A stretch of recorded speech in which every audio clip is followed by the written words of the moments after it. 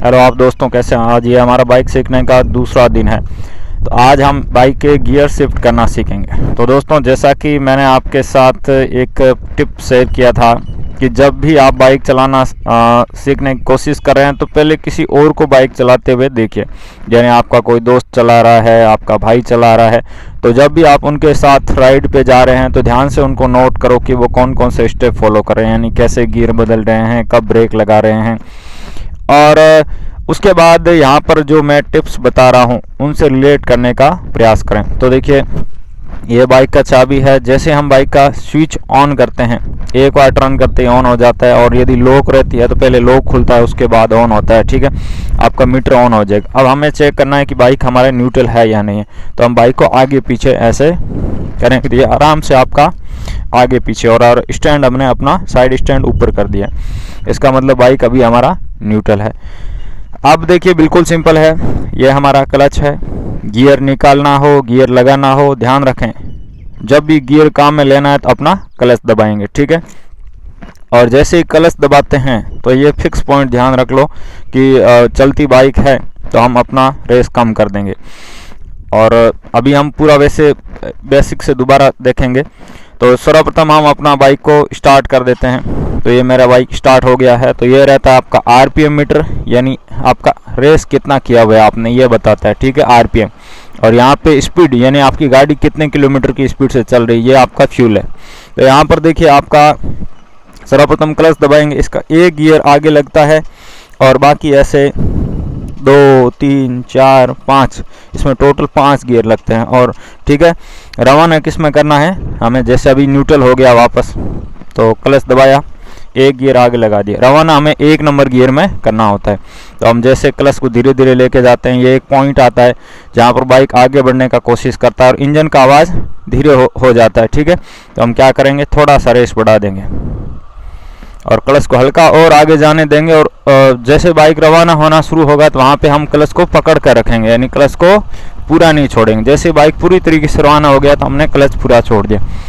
अब हमें 2 number gear लगाना है, तो क्या करेंगे, बिल्कुल सिंपल है। क्लच दबाया और रेस पूरा कम कर दिया, गियर के नीचे पंजा लाया और मैं पीछे खींचा, तो मेरा यहाँ पर 2 नंबर लग गया। तो क्या करूँगा, क्लच छोड़ दूँगा और मेरा जो स्पीड है उसके हिसाब से मैंने रेस बढ़ा दिया। ठीक है, फिर अब आगे हम अगला गियर लगाते हैं। देखिए, तो क्या करूँगा मैं, जैसे ये जंप आ गया तो हल्का पीछे का ब्रेक दूंगा और इसको मैं धीरे कर दूंगा। अभी 2 नंबर में है तो मुझे ना गियर निकालने की ज़रूरत पड़ी, और यदि ज़्यादा गियर में होती तो ऐसे गाड़ी धीरे करते हैं तब हमें गियर निकालना पड़ता है। ओके, अब फिर जैसे स्पीड बढ़ने का वेट करेंगे। अब जैसे स्पीड बढ़ गया है तो मैं अपना 3 नंबर लगा दिया। गियर लगाने का वही तरीका कि अपना क्लच दबाते हैं तो उसके साथ ही रेस कम हो जाता है तुरंत। ठीक है, फिर अगला गियर लगाना है।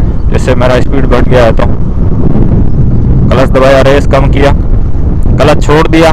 ठीक है, और स्पीड के हिसाब से अब मैं मेरा रेस बढ़ा दूंगा।